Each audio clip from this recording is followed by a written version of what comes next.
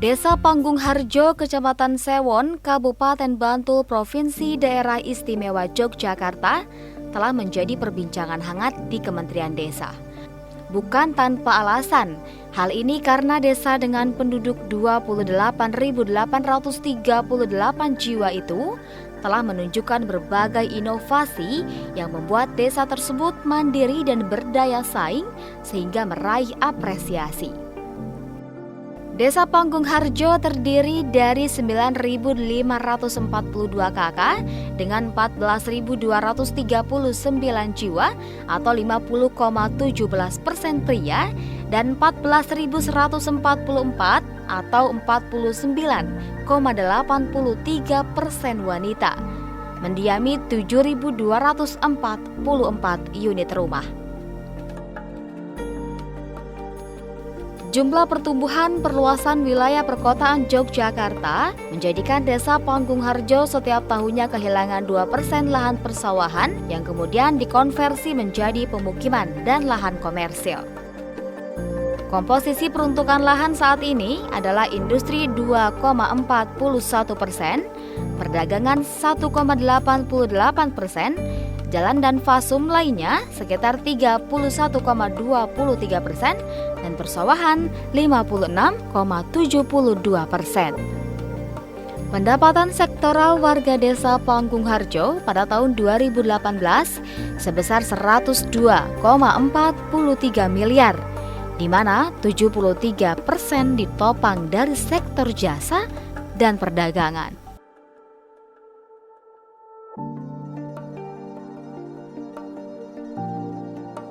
Di bawah kepala desa yang visioner dan pro-publik setidaknya menciptakan desa itu semakin maju, yakni kepala desa telah meletakkan dasar smart people, yaitu modal dasar di mana sumber daya manusia bisa diajak kerjasama dalam membangun desa. Kepala desa mampu membangun kebersamaan desa dengan penduduk 28.838 jiwa tersebut. Kepala desa Bapak Wahyudi Anggoro Hadi mampu mengedepankan sistem dan pengkaderan yang didukung oleh aparat desa yang mau bekerja keras dan berinovasi untuk mewujudkan kesejahteraan desa. Dengan kepemimpinan yang visioner, kebersamaan antara warga dan aparat, Desa Panggung Harjo memiliki kemampuan dalam menggerakkan seluruh potensi alam dan lingkungan.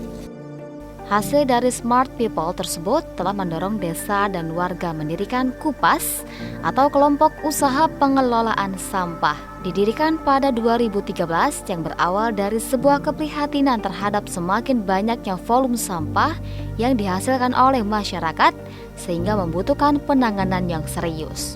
Akhir 2013, KUPAS telah melayani 1.090 titik penjemputan, bukan hanya membuat desa bersih, tetapi juga mampu mengkapitalisasi modal yang dikelola menjadi Rp344.363.500. Selain menghasilkan sumber energi dalam bentuk biomasa dan biogas, tentu saja hal tersebut menyerap tenaga kerja dari warga desa. Selain membuat KUPAS, warga dan aparatur desa juga menciptakan pengelolaan minyak jelantah menjadi bahan bakar setara solar atau used cooking oil. Bekerja sama dengan swasta sejak 2016, melalui kerjasama tersebut, BUMDes Panggung Lestari mampu mengubah limbah minyak goreng menjadi pendapatan bagi desa. Dari olah limbah tersebut, BUMDes mampu mendapatkan penghasilan hingga 1,5 miliar rupiah. Ada juga kegiatan dari BUMDes. Dari adanya limbah minyak goreng, kepala desa mampu mengolah limbah tersebut menjadi biogas yang bekerja sama dengan Danone, omsetnya 70 juta per bulan. Di tahun ini sekitar 1,2 kita targetkan. 1,2. Mulai tahun 2015 kemarin kita konsisten di atas 1 miliar. Dapat dari mana aja itu ya? Itu dari di samping pengelolaan atas aset desa, kita ada beberapa gudang, ruko, kemudian kita juga mengembangkan badan usaha. Yang tak kalah inovatif adalah menciptakan spot kuliner dan destinasi wisata. Hal ini adalah ekonomi smart yang dilakukan Desa Panggungharjo. Warga membuat Kampung Mataraman. Kampung Mataraman menawarkan wisata edukasi dan kuliner berbasis masyarakat agraris. Dibuka sejak 2017, kampung ini menawarkan warung makan khas Jawa, ruang pertemuan dan lahan pertanian yang dikelola oleh unit agro.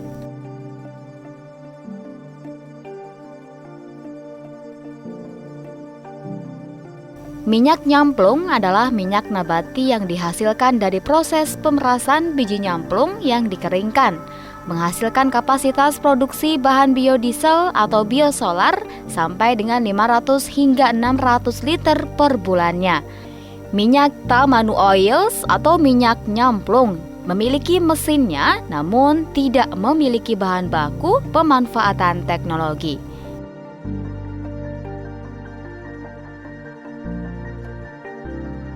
Swalayan desa atau swadesa, gerai swadesa dibangun dan dimanfaatkan oleh ibu-ibu anggota UP2K untuk menjual hasil karya mereka. Desa Panggungharjo telah menerapkan smart governance. Smart governance adalah pola, budaya, dan proses bisnis birokrasi internal pemerintah dan layanan publik menjadi lebih ringkas, cepat, mudah, responsif, dan komunikatif, serta efisien waktu, biaya, dan juga usaha. Konsep smart governance harus diterapkan sekaligus diukur dalam 3 subdimensi, yakni layanan publik atau service, birokrasi atau bureaucracy, dan kebijakan publik atau policy. Misalnya dalam pembuatan KTP, kemudian dalam pengelolaan dana desa yang transparan, dan pengelolaan aset desa secara produktif, seperti pengelolaan gudang dan ruko milik desa, serta pengembangan lahan desa menjadi Kampung Mataraman.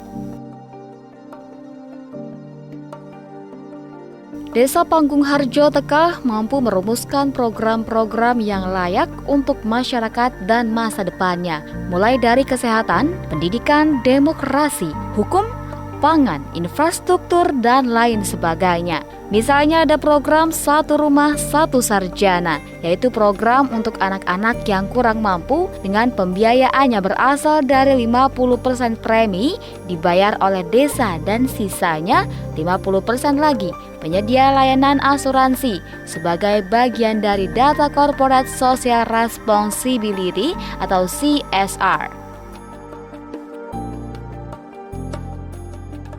Kemudian ada perlindungan kesehatan ibu dan anak, pos pelayanan bantuan hukum dan HAM, sekolah partisipasi, intip gula Jawa. Penanganan COVID-19 dengan memberlakukan status sama-sama ODP, menciptakan gotong royong, bahu-membahu untuk saling tolong-menolong di lokasi karantina, dan lain sebagainya.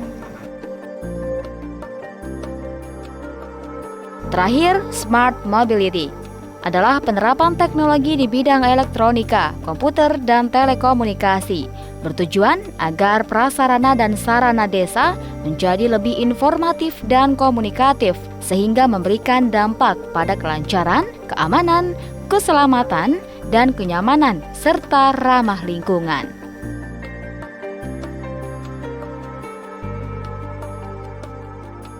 Desa Panggungharjo telah memanfaatkan alat mobility dan infrastruktur untuk dapat memainkan peran sebagai alat ungkit perekonomian atau Aparau Desa, telah membuat BUMDes Panggung Lestari untuk memfokuskan usahanya pada bidang jasa pengelolaan lingkungan. Kemudian juga membangun destinasi, menciptakan toko online, dan lain sebagainya. Wajarlah jika Desa Panggungharjo di bawah pemimpin yang visioner dan warga yang kompak meraih berbagai prestasi baik nasional bahkan internasional. Jadi penyesuaian tata kelembagaan desa ini itu lebih kepada ranah